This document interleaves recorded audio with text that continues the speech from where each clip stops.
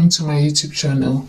I'm the Faceless Advisor. This channel was created to help international nurses who wanted to relocate to the UK but didn't have any idea how or what to do.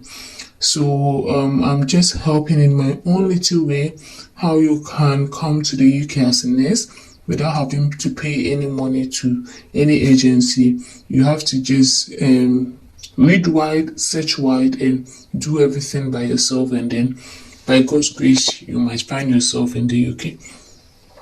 So today I'm going to talk about how you find accommodation when you come to the UK, because I feel like it's not the most talked about topic in the UK, but then it's very important and people are missing this topic, and I want to raise it up that finding an accommodation in the UK is one of the toughest things that you can do. And many of the care homes or hospitals, the NHS that bring you from your home countries to work for them, they mostly give you either 1 month accommodation, 6 weeks accommodation, 3 months accommodation. It depends on the trust or the care home that you are working for. So they give you this accommodation to prepare yourself to get to know the UK or the particular county that you are in, to be able to familiarize yourself. So my advice to any nurse who has gotten a job offer from any NHS or from any care home who is coming, to plan for an accommodation as soon as you land to the UK, because most of the NHS or the care homes would accept the fact that, okay, I'm giving you 1 week extension to stay in this hospital accommodation so that you find yours, but you pay on your own, or you have to pay with your own money with that extension. And it's not cheap, because most of the time, depending on the NHS that you find yourself, the accommodation is way nicer, way pricier than the ones that you can afford with your salary. So my advice is, as soon as you land to the UK, try to find your own accommodation, because most of the houses are also not available within the time frame that you are spending in the hospital accommodation. So let's say you came in October, the hospital accommodation is ending in November. I believe that you will find houses that will be posting that will be posted on the online apps that, I'm looking for someone to rent my apartment in November, is this and that.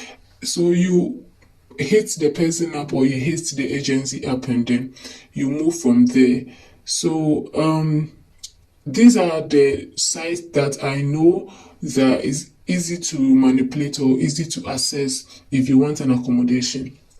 Number one is Zoopla. So you go on Zoopla and then you type in the location that you want the accommodation. So let's say you want Lewisham, you type Lewisham, and then you want a 1-bedroom apartment, then you type in 1 bedroom. You have a price range that you choose, and then you press the search button, and then it shows you available houses.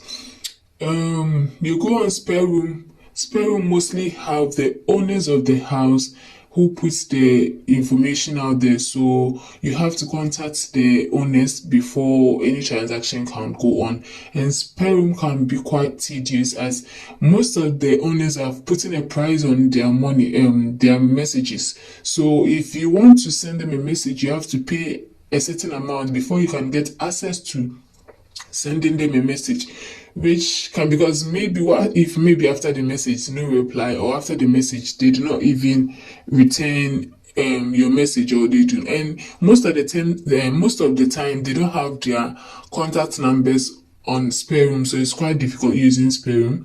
And the last one that I would choose, is not like there are not many, but these are the 3 that I personally used, and the one that got me my accommodation was Rightmove. So I love using Rightmove because Rightmove has all these agencies that you can find on the street when you are in a bus going to work.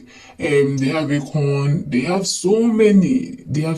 So these agencies are on the app. You equally have to type in the area that you want, the money that you would wish to pay, if you want the one that comes with bills included or not bills included. So you have to specify all this and then you search. Once you search, you will see that an accommodation will pop up. So if you look through, you like the images that you're seeing, you contact the agency and they are very keen. They will answer you, they will let you know when you can come to view the accommodation without having to pay nothing to them. So you go and view the accommodation, and if you like it, then you go for it. So I would prefer that you use Rightmove to search for your accommodations, but then Rightmove is kind of showing all the posh accommodations, like all the rich accommodations. So the negative aspect of that one is also if you don't have enough money, it's difficult to get a house on Rightmove. But then yes, still with a mass search, you'll be able to find what you're looking for. You just have to narrow down your search and make sure that you know exactly what you're looking for. So you go on Rightmove, and then for me, I would advise that you don't put a specific price to the room. So you just put, maybe you want a studio or one bedroom apartment.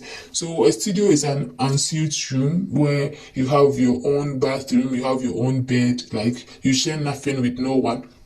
You have a shared room, that a shared house or a shared flat that you share, let's say the kitchen, the bathroom, or the toilet with someone, but you have your own bedroom. So there are so many of them out there. So if you want an ensuite or you want a one bedroom apartment, I would advise that you just put it there. Don't put any price range, and then maybe you choose that you want the one that comes with bills included. Yeah, maybe you can choose that, or maybe it comes with Wi-Fi, and then you search. It's easier because if you put the price range, it's going to limit your search, and I feel like you will not be able to see all the other ones that are nice. But for a first time UK, how do I put, a person that you're coming to stay in the UK for the first time, I believe that getting, let's say, a 2-bedroom flat and sharing with someone is way cheaper than trying to find your own accommodation, like 1-bedroom apartment. You have to do extra shit, you have to do so many things to be able to get that money, because at the end of the day you pay council tax and electricity bills. But if you're able to get someone who would want to share the apartment with you, then you can split the bills. So I hope this helps, and I hope that you'll be able to find your accommodation, but it's very difficult. So I'm saying that you have to search for an accommodation as soon as you land in the UK. Don't wait till the hospital accommodation or the care home accommodation expires before you try to find your own. It would be difficult at that time. So whilst you are preparing for your OSCE, whilst you are going to work and having some days off because you are new, use that opportunity to search for an accommodation. Thank you for watching. I'm still your faceless advisor. Bye bye.